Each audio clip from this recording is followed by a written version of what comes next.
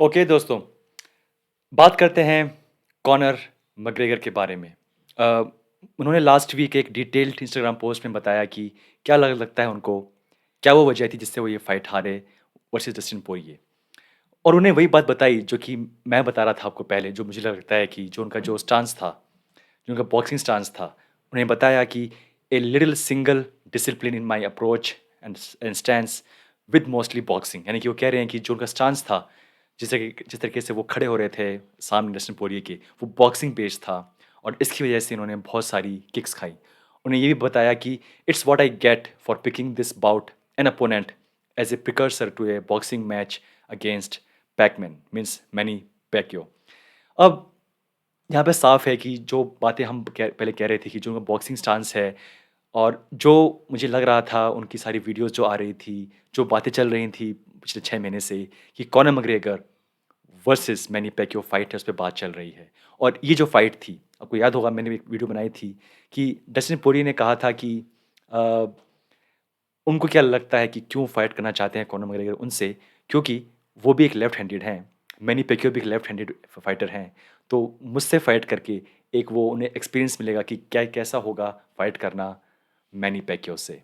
और जो उनकी सोशल मीडिया पूरी फीड आ रही थी पिछले 6 महीने से, वो लगातार उनकी वो वीडियो पोस्ट कर रहे थे बॉक्सिंग ग्लव्स डाले हुए with a professional Irish Irish boxer. Crumlin boxing club जो कि पहला जिम था जो जॉइन किया था कॉनर ने before he joined SBG. So SBG जिसके हेड कोच हैं जॉन केवेना, वो एमएमए जिम है। उससे पहले कॉनर सिर्फ एक बॉक्सर थे, वो सिर्फ बॉक्सिंग करते थे इन क्रमलिन बॉक्सिंग क्लब। और जो उनका फाउंडेशन है वो बॉक्सिंग है। उसके बाद में वो आए विद जॉन केवेना, उन्होंने फिर एमएमए ट्रेनिंग की, सब कुछ ग्रैपलिंग सब कुछ उन्होंने स्टार्ट किया। लेकिन डीप डाउन उनका जो पहला प्यार है वो बॉक्सिंग है। और इसीलिए आई थिंक जो जो भी वो पोस्ट कर रहे थे, सारी पोस्ट की मतलब साथ में एक आयरिश बॉक्सर है, उनके पुराने सेम कोच जो उनके थे, उनके पहले जिम के अंदर, वो उनके कोच हैं। तो ये बात साफ थी कि वो इस फाइट को शायद एक बॉक्सिंग फाइट की तरह करना चाहेंगे और वही चीज़ शायद वो पिक कर ली थी डस्टिन पोरिये ने। और उन्हें माना कि ये जो अप्रोच थी उनकी बहुत ही गलत गलत अप्रोच थी, ये गलती थी और इस गेम में आप गलती नहीं कर सकते। इस बात के साथ जो अब जो न्यूज़ ये है कि क्या जो थर्ड फाइट है, कॉनर वर्सेस जस्टिन पोरिये, क्या वो नेक्स्ट होगी? क्योंकि एक जो पोस्ट आई थी कॉनर की, उसमें वो कह रहे थे कि कैसे वो रेडी हैं थर्ड फाइट के लिए और उस पे खुद रिप्लाई भी किया डस्टिन पोरिये ने कि वो भी रेडी हैं थर्ड फाइट के लिए। You know we are going to do it a third time.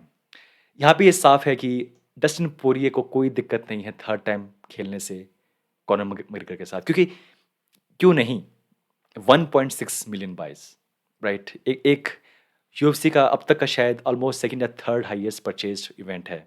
तो क्यों नहीं डस्टिन पोरिये चाहेंगे कि एक थर्ड फाइट हो, उनके बैंक में और पैसा आए और पहले इंसान बन जाए वो 2 बार हराने वाले कॉनर को, राइट? तो आई थिंक यहाँ पे उनके लिए बहुत सारे ऑप्शंस खाली हैं।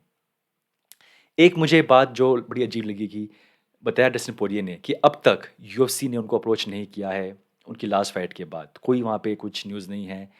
अब तक यूएफसी ने एक चीज़ नहीं कही है कि क्या थर्ड फाइट कब होगी।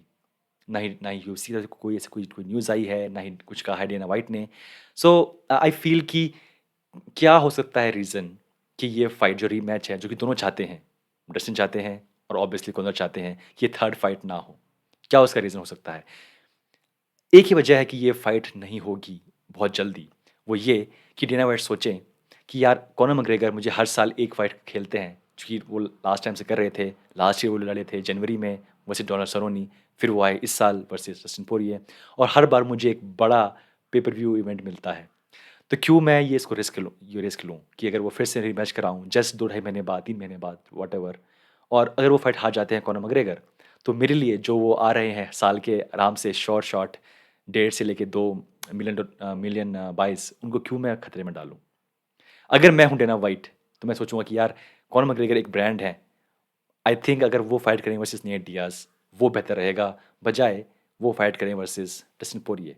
क्योंकि वहाँ पे ज़्यादा खतरा है उनका हारने का और अगर लगातार 2 फाइट हार जाते हैं कॉनर मैकग्रेगर, बहुत मुश्किल होगा उस 2 हार से उभरना, both professionally and obviously as a brand value.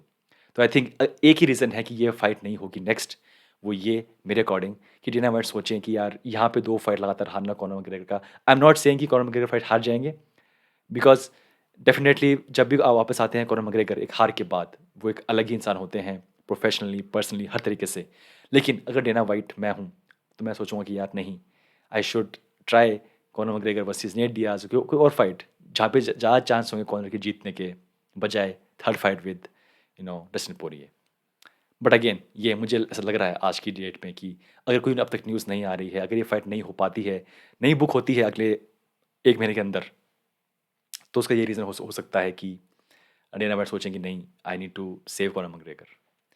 But दोस्तों, I personally want to see this rematch, Dustin Poirier versus Conor McGregor, third fight, क्योंकि आई आई फ़ील कि अगर कोई ऐसा बंदा है जो कि वापस आ सकता है एक लॉस के बाद, तो ऐसा उससे बेटर कॉनर से बेटर ऐसा काम कोई नहीं कर सकता।